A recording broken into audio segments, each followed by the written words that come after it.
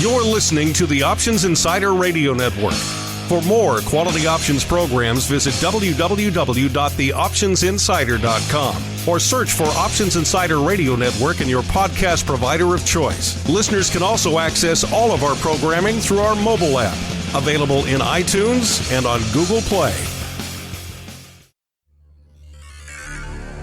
The options market can be a confusing place. Sorting through the daily avalanche of data, alerts, updates, articles, and analysis to find the most important information is an overwhelming prospect. But now you have help. Welcome to the Options News Rundown, the only program that breaks through the noise to bring you the most important news and information from the world of options. Every day we bring you the top 5 option stories curated by the options experts at theoptionsinsider.com, the premier source for free options information. The Options News Rundown is brought to you by Market Taker Mentoring, the leader in option trader education.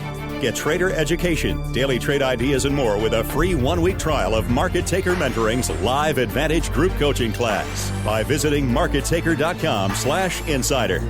And now it's time to break through the noise. It's time for your Options News Rundown. Good morning. Today is Friday, August 31st, 2018. This is your Options News Rundown. I'm Dan Passarelli. Our first story today is from investing.com. It's the top 5 things to know in the market on Friday. First thing to know is China warns the U.S. that tariff threats won't work. China's foreign ministry on Friday said that putting pressure on Beijing over trade won't work, as reports surfaced a day earlier that U.S. President Donald Trump planned to implement tariffs on $200 billion more dollars in Chinese imports as soon as the public comment period on the plan ends next week. The companies and members of the public have until September 6th to submit comments on the proposed duties.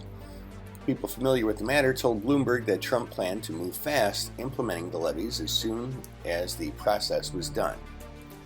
Chinese Ministry of Commerce spokesman Gao Feng said Thursday that the U.S. should refrain from new tariffs, heeding the call of businesses and consumers in both countries. The second thing to know today is the EU warns it will respond to U.S. tariffs on cars. European Commission President Jean-Claude Juncker said Friday that he hoped a July ceasefire agreement with U.S. President Donald Trump to refrain from imposing car tariffs would prevail, but warned that the European Union would impose its own tariffs in retaliation. Trump rejected an EU offer to eliminate tariffs on cars and said that the EU's trade policies are almost as bad as China. Europe had offered to bring tariffs on cars down to zero if the U.S. did the same. However, Trump insisted that the offer is not good enough, explaining that European consumer habits are to buy their cars, not to buy ours. Trump has threatened to raise all vehicle tariffs to 25% as compared to the current levy of 25% on pickups and light trucks, but only 2.5% on passenger vehicles.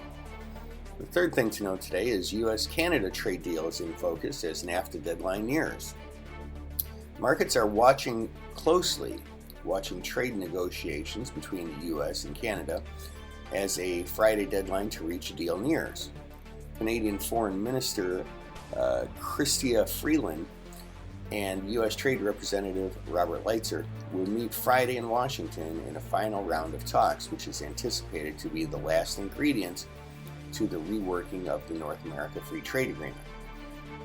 After reaching a deal with Mexico on Monday, Trump indicated that Canada had through Friday to accept the new pact or be left out, threatening a new round of tariffs on Canadian auto exports otherwise.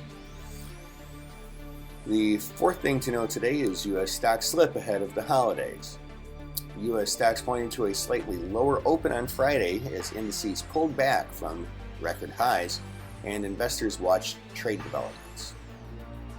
The fifth thing to know today is Amazon passes Tesla as the most shorted stock in the U.S. Amazon passed up Tesla Inc. to become the most shorted stock late Thursday, according to data from S3 Partners. Tesla's short interest in dollars, calculated using the number of shares sold short, and the share price stood at $9.93 billion on Thursday, just shy of $9.95 billion for Amazon, the data showed. The increase in Amazon shorts came as the company's shares passed the $2,000 mark for the first time ever on Thursday, leaving it in touching distance of the $2,053 per share necessary to hit $1 trillion in market capitalization. Our second story today is from NASDAQ.com. U.S. buying on Fed balance sheet unwind may be mired by month-end FX rebalancing. Last year, the Federal Reserve announced that they would slowly begin to shrink the Federal Reserve balance sheet from October, starting at a rate of $6 billion per month and working up to a maximum of $5 billion. That's in order to unload the $4.5 trillion of bonds acquired by the central bank through its QE program. The Fed has been rolling over its holdings of debt on expiration date. However, it is now in the process of letting the debt roll off its balance sheet and redeeming the full amount paid for the bonds, creating a demand for dollars in the process. Typically, on days with a large and negative impact on USD liquidity, the dollar has tended to gain while risk sentiment has been softer. Today marks the next redemption day in which the shrinking Fed balance sheet will lead to a net negative impact on U.S. liquidity, around $11.4 billion. Our third story today is from Investing.com. U.S. funds raise cash in August on trade worries. U.S. fund managers recommended to increase in cash holdings this month to a 3-year high and a cut to equities as persistent concern about a U.S.-China trade war sent stock markets seesawing, a Reuters poll showed. Progress in the past week on the North American Free Trade Agreement negotiations had led to expectations of further easing of global trade tensions, but the respite for short-term traders didn't last. U.S. stocks ended a 4-day winning streak in a broad-based sell-off on Thursday after a report that U.S. President Donald Trump was preparing to step up his trade war with China. Our final story today is from Reuters.com. Shanghai crude futures eat into Western benchmarks as China pushes the yuan. The launch of China's first crude futures contract in Shanghai has added a long-awaited Asian benchmark to the global oil sector, challenging the dominance of Western price markers and threatening ramifications far beyond the energy industry. Since their launch in March 2018, Shanghai crude futures have stolen market share from the incumbent benchmarks. Europe's Brent and U.S. West Texas Intermediate, which trade oil derivatives worth trillions of dollars every year. Volumes have also far bypassed other crude futures, such as those that the Dubai Mercantile Exchange launched in 2007 with the goal of creating a Middle East Asian price benchmark.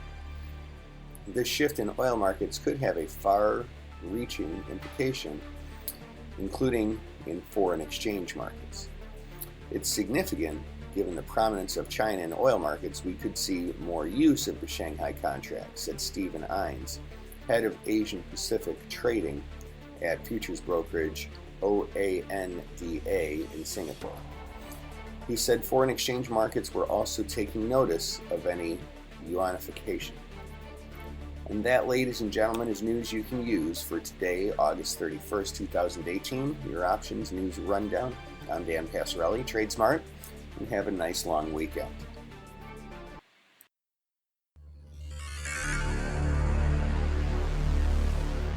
Thank you for listening to the Options News Rundown. To learn more about these stories or any other developments from the world of options, visit www.theoptionsinsider.com. the premier source for free options information.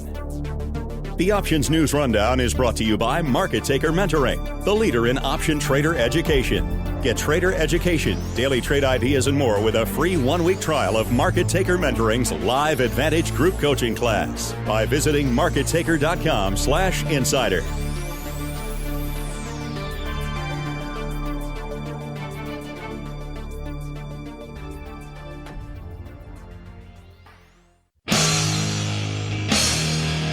The preceding program was a production of the Options Insider Radio Network. For more quality options programs, visit www.theoptionsinsider.com or search for Options Insider Radio Network in your podcast provider of choice. Listeners can also access all of our programming through our mobile app, available in iTunes and on Google Play.